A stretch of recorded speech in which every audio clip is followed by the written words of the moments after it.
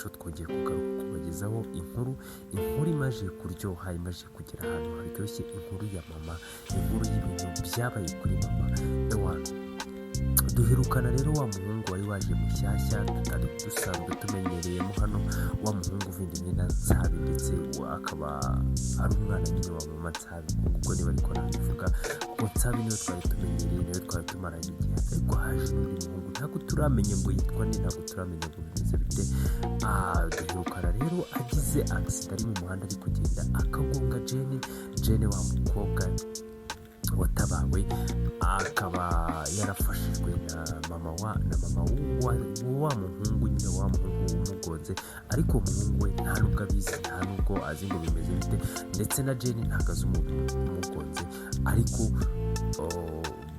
bahuriye mu muhanda nyine. Reka rero dukomeze twumve ukuntu byari bimeze, dutangirira kwa muganga nyine. Ibintu bimeze nabi, bari abaganga bari kuza birukanka, bari kuvuga ati abaye iki se, none wa mukobwa abaye iki, bigenze bite, ni iki kimubayeho nyine, ntabwo ndi kubyumva. Muganga ari kuvuga ati nyine mumbwire, ni bya bibazo byo bigarutse se, bigenze bite. Noneho uwo muhungu aravuga ati ibibazo bihise, ibibazo bihise, ntabwo mbizi, nari mu muhanda ndi kugenda. Mu gihe ndi kugenda rero umuntu abaye nk'uwikanga imodoka yanjye, nta nubwo imukozeho cyane, ahita yikubita hasi. Ati ubwo rero ntabwo nzi ukuntu bigenze, nta nubwo nzi ikintu kibaye cya nyacyo nyine. Muganga aravuga ati none se uyu muntu se muraziranye? Noneho muganga aravuga ati, nako uwo muhungu aravuga ati oya ntabwo tuziranye, nyine ngiye ndi kukubwira, nari ndi mu muhanda ndi kugenda, nyine ndi gutwara. Ati sinzi ukuntu nyine we aje agwa mu modoka yanjye nyine. None uwo muhungu aravuga ati ahubwo se wowe uri kumubwira nkaho muziranye? Aravuga ati yigo, uyu ni umurwayi wacu dusanzwe twitaho, dusanzwe tuvura, uri kumva byanga binoga, kuko ari muri karitsiye, mu ivuriro ryo muri karitsiye niho n'ubundi Jane yari asanzwe yivuriza, niho kwa muganga nyine handi bamwitayeho nyine, baramuzi, baramubwira ati rero uno ni umurwayi wacu dusanzwe tumuzi, dusanzwe tumuvura. Ati arwaye iki se, basanzwe urwaye iki? Aravuga ati ni ibintu birebire, ariko nyine menya ko turamuzi. Ati ahubwo se waba wigeze umenya umuryango we ukaba wampamagaye? Umuhungu aravuga ati oya, umuryango we ntabwo muzi, kuko njyewe ntabwo nyine nari maze igihe kitari gito, nako kitari gito nyine mba hano, ntaba hano, nako ntabwo napfa kumumenya. Ati kandi ikindi wenda yego narahakuriye, ariko ndaza nkamara igihe gitoya kuko nigaga mu mahanga. Ati wenda ubu ngubu nibwo nagarutse igihe kinini, ariko ntabwo ubundi nabaga mpari nyine, niyo mpamvu. Ati ubwo rero ntabwo napfa kumumenya. Muganga aravuga ati oya ntugire ikibazo, umuryango we ndabuzi, kandi ndabona birashoboka ko hatagize ikibazo kinini gikomeye. Ati wenda nuko bishobora gukubitanira n'ibibazo yari asanzwe yifitiye, ugasanga bigize ikindi kibazo bitera kinini. Uwo muhungu aramubaza ati se ibibazo uri kuvuga yari asanzwe yifitiye ni ibiki nyine, ubundi n'ibyo bamuvura? Muganga aravuga ati we yabyo ntabwo ari ngombwa nyine, ayo ni amabanga y'umurwayi, niba wenda utamuzi mukaba mutaziranye, ntabwo ari ngombwa ngo tukubwire ibyo bintu byose, ahubwo reka dushaka uburyo twahamagara imiryango ye ize, noneho ize, wenda sinzi nibura bukiri hano, nibura wagiye, ariko ntugire ikibazo, umukobwa nta kibazo afite kinini cyane. Ndetse ikindi turahamagara abantu b'umuryango we, baraza bamuvure nyine, ati ubwo nako bamwiteho, babe bamuri hafi natwe mu gihe turi kumuvura. Umuhungu aravuga ati nta kibazo, bahamagare wenda ndagenda, ariko ndagenda making sure ko n'umuntu nazanye wagiriye nakuteje impanuka ameze neza, ndi kumva aribyo byaba byiza. Noneho muganga aramubwira ati ndi kumva aho ngaho ni neza pe. Ati nta kibazo, byaba byiza nyine umukobwa umusize mu maboko y'umuryango we nyine, byaba ari byiza kurushaho cyane, niba wenda nta zindi gahunda ufite. Umuhungu aravuga ati oya nta gahunda afite cyane, nta gahunda, kandi iyo nawe afite gahunda, nta gahunda ziruta ubuzima bw'umuntu kamere. Ati yego namugejeje kwa muganga, ariko hagize ikindi kibazo kinini kibaho nyuma y'uko ngiye, wenda ugasanga wenda hari n'ikindi kibazo cyabayemo wenda ntamenye. Ati birashoboka ko byangaruka. Ati kandi mbaye namugejeje hano nkagenda, byaba ari ikibazo kinini kuruta uko ntahaguma, wenda umuryango wiwe ukaza tukavugana, hagira n'ibyo bansaba nkagira n'ibyo nishyura, ariko nkamusiga nyine ari safe nyine.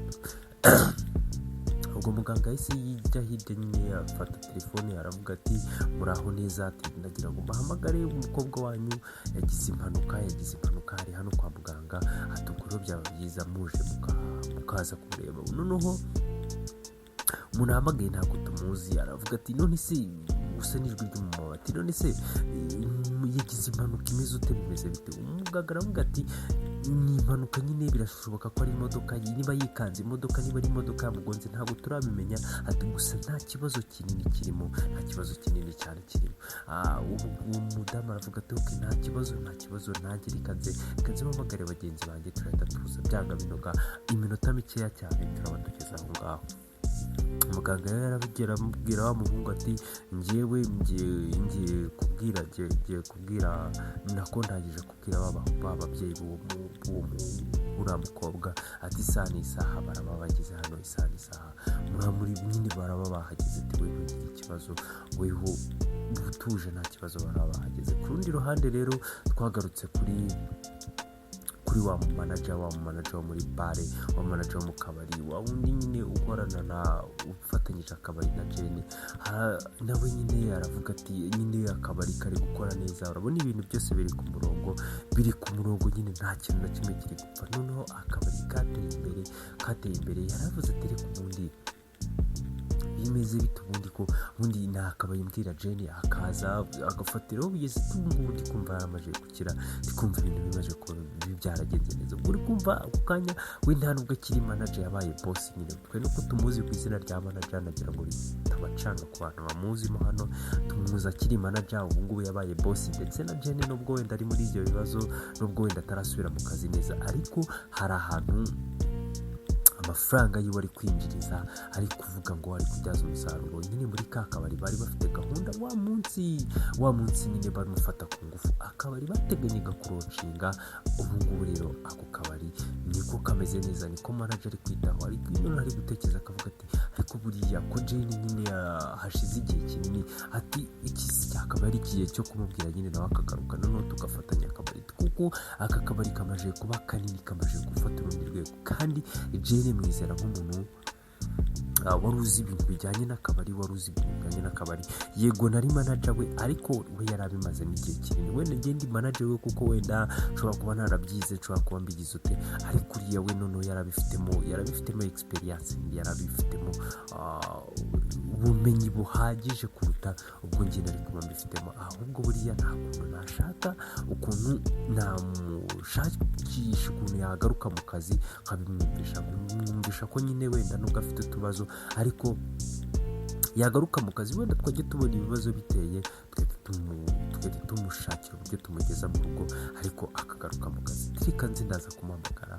ndaza gushaka uburyo muvugisha nyine we n'ibyo ari gutekereza, akavuga ati akazi kamaje kumbyimba, kamaje kuba kanini. Ariko icyo atazi ni uko ako kanya noneho Jane ari no mu bitaro, tutazi ngo wenda biri buze kuvamo ibintu bikomeye cyangwa se biri buze koroha.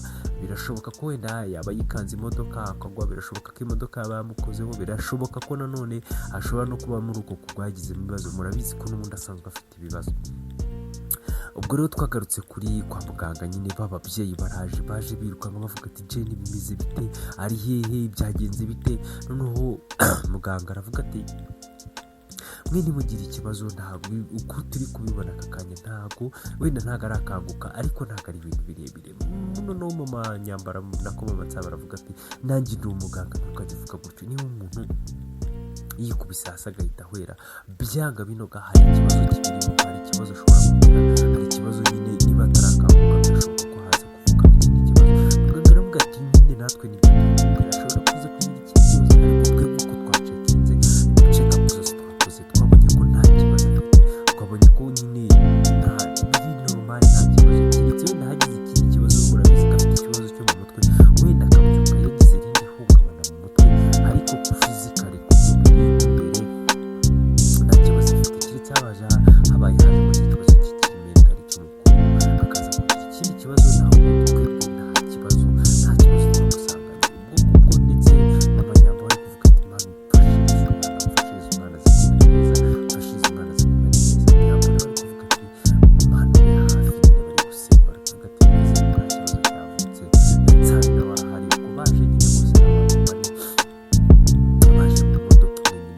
harimo abanyambo, hari nyambo, hari nsabi ndetse n'abamatsabi bose baje aho ngaho. Noneho mama nyamba yahise avuga ati njye ndashaka kumenya umuntu w'umugome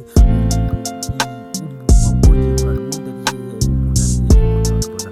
Ati yahise agenda muganga aravuga ati rero yari yavuze ko ashaka ko nyine yari yavuze ko ari buve hano ari uko ababyeyi cyangwa se abantu bari kure hano nyine umuryango w'umukobwa uhageze. Ariko ntabwo nzahanagenda, birashoboka ko wenda yaba agiye kuba hanze gatoya. Ati keretse nanone wenda yaje kurandurwa cyangwa se yaje kubona ikindi kintu kimukura hano cyihutirwa. Ati ariko ngeri yambaye ko agomba kuhaguma. Ati kuko ngewe nari namubwiye ko ibintu bitari biri grave, yahita yigendera. Noneho arambwira ngo araza kuhaguma cyane cyane ko wenda ushobora gusanga wenda mukeneye wenda n'umuntu umufasha cyangwa se amafaranga akayabaha.